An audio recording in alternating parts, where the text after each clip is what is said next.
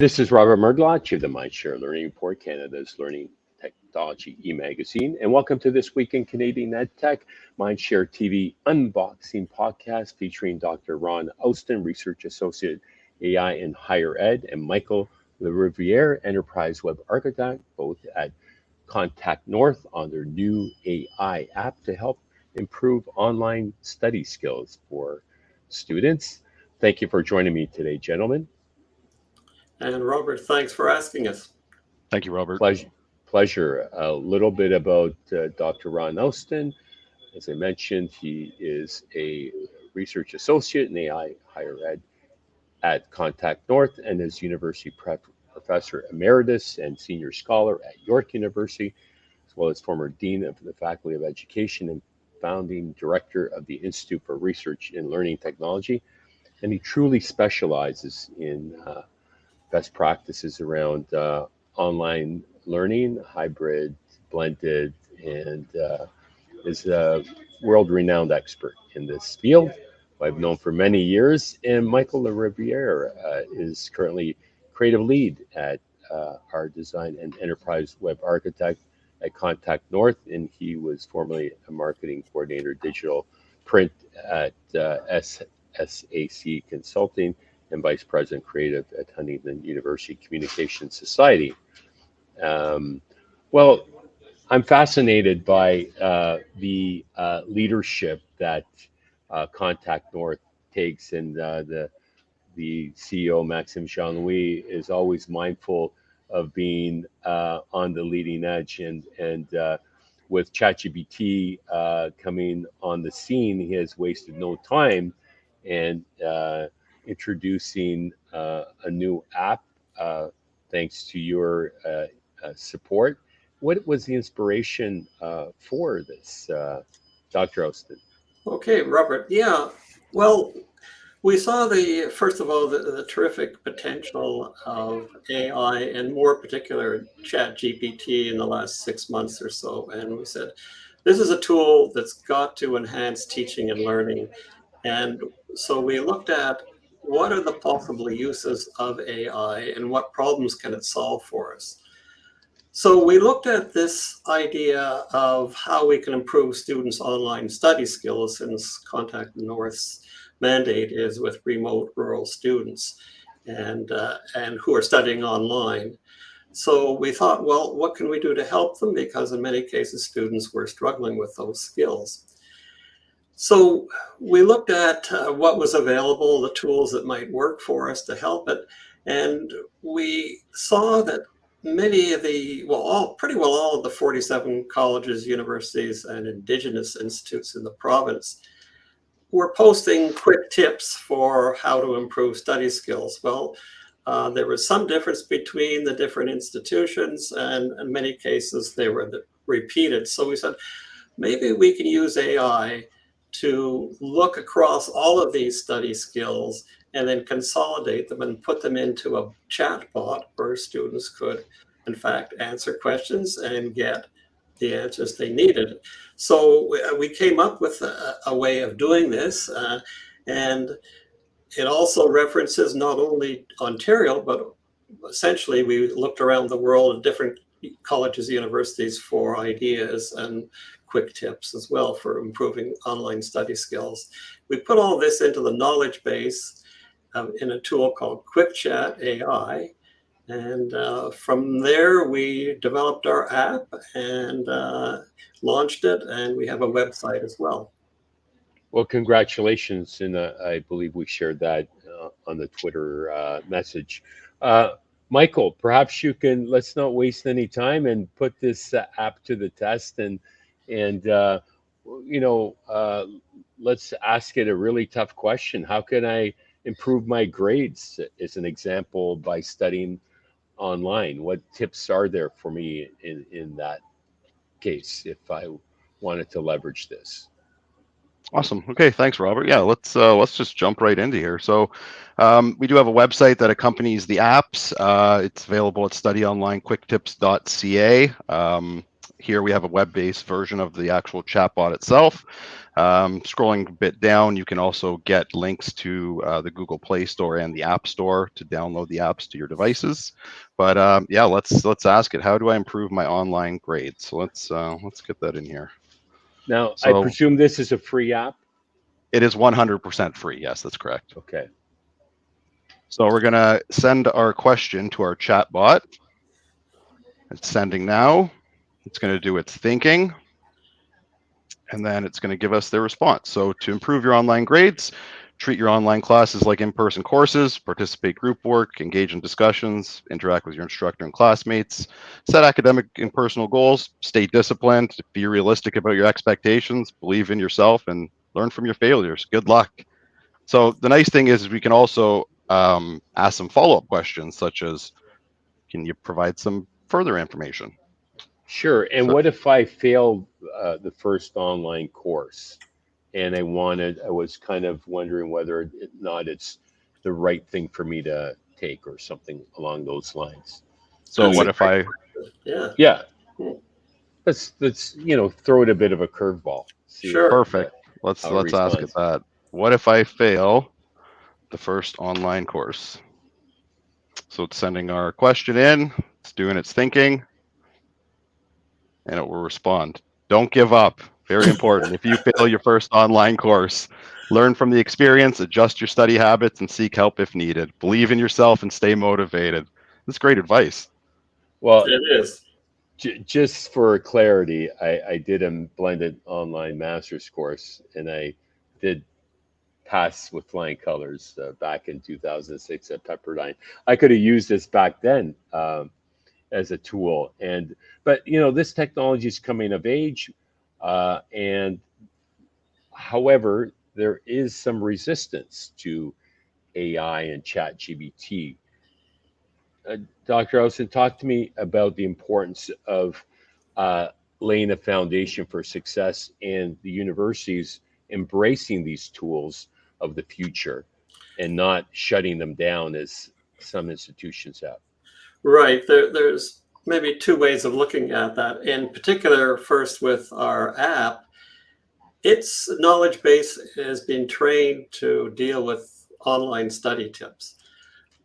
If a person tries to ask, let's say an inappropriate question, we won't ask Michael to do that, but Right. say someone does, it'll respond, I'm sorry, I'm here to answer online study skill tips, and leave it at that. The odd time it could respond, if it's a reasonable question, it could respond continue responding even though it's not directly related to online study. But there is a built-in filter, if you want, in terms of inappropriate behavior. So this tool, then more generally thinking of ChatGPT, this tool is built on top of ChatGPT. And what it does first is look at our knowledge base, which is fairly large at this point, of study tips. And then if it can't find the answer, creative answer, it will look into ChatGPT. So in some ways, this is a filter Okay. to ChatGPT. And the more general question, where the big concern, of course, in all levels of education, not just higher education, is the possibility of plagiarism. And I think we realize now that there's great panic the first few months, like December, January, beginning of the semester, about what's going to happen. But I see it really not unlike Wikipedia and previous innovations, YouTube as an example as well, and earlier technologies, that we can't ban it. No, we can't ban it.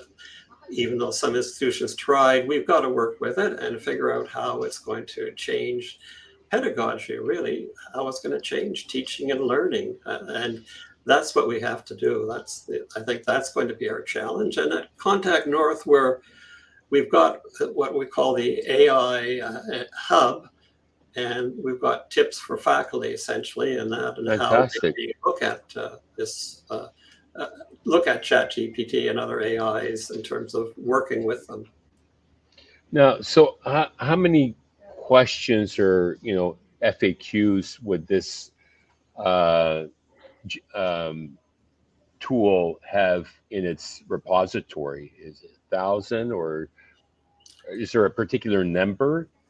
I Or would say it's around 1,000, but essentially it's almost limitless because, like I right, said, it can search into Chat right. GPT's knowledge base Okay. if it's not directly in our domain. I'm curious, Michael, if could you ask it another question for me? Sure thing. What do I need to do to get an A in my course? Okay, good question. We'll see what happens there. It's a great question.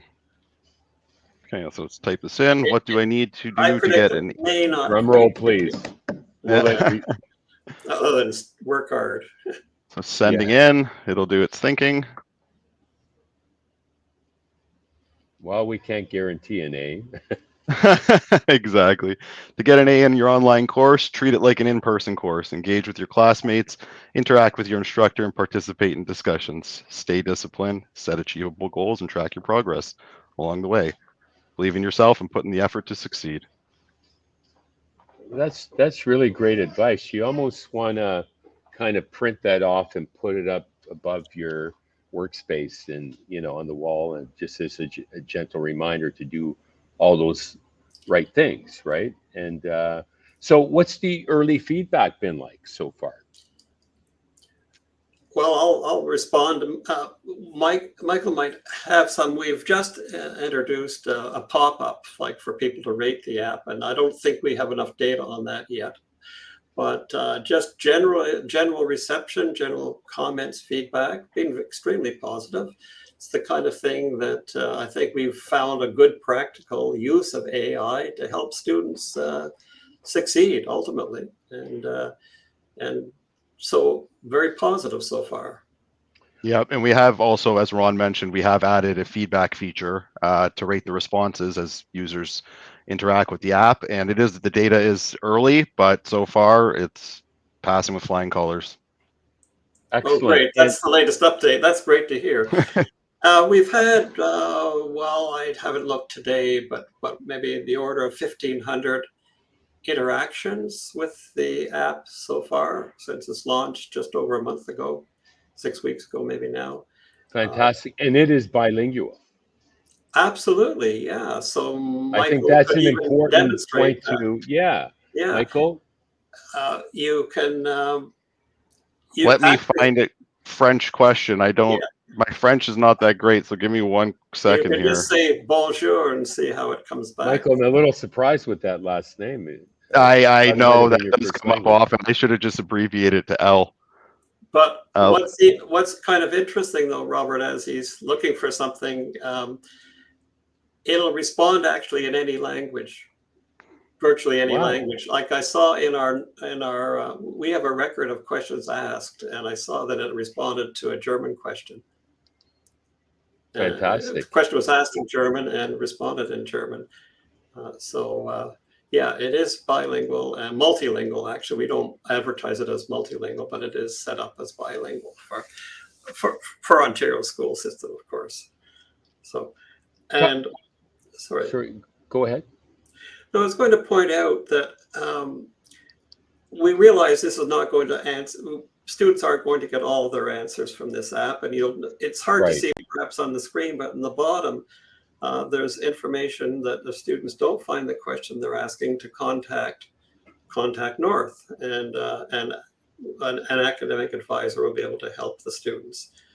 For students in Ontario only, we can offer that service, but because that is right. part of Contact North's regular service. It is an Ontario funded not for profit, correct? Absolutely, the Contact North is, yeah. And this is really on a path to true personalization of learning and helping support every student and leveling the playing field from a um, equitable perspective. I would think so because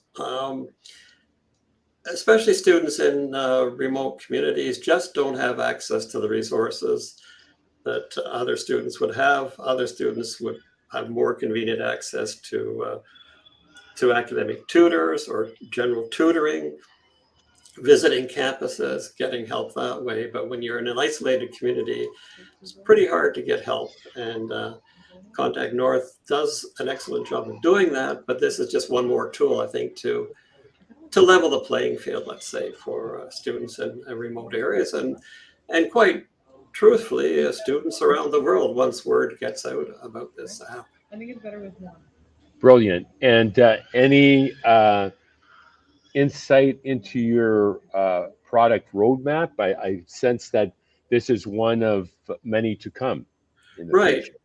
Yeah, before I get into that, I just wanted to point out that I mentioned earlier that we see the questions that are asked. However, it is totally anonymous. We are not collecting any personal data. There's no login information required. And you can just acknowledge the terms and conditions of using the app and then go ahead and use it. So in terms of roadmap, this tool, I think, has shown us the potential of AI. And we definitely are on a roadmap to quite quickly roll out some more apps for different purposes, not repeating this one, but different purposes that we're going to be looking at. And I think you can expect to see, even within the next 6 months, several more tools of this nature. So it's right now a strategic direction of Contact North, and our CEO, Maxime Jean-Louis, is certainly wants to see really Contact North to be a world leader in this field in educational AI. Well, kudos to you, gentlemen, for your visionary leadership in launching this app and sharing this time with us to provide some insight into how students could leverage it to enhance their online learning. Great. Thank you so much again for your time, Ron and Michael.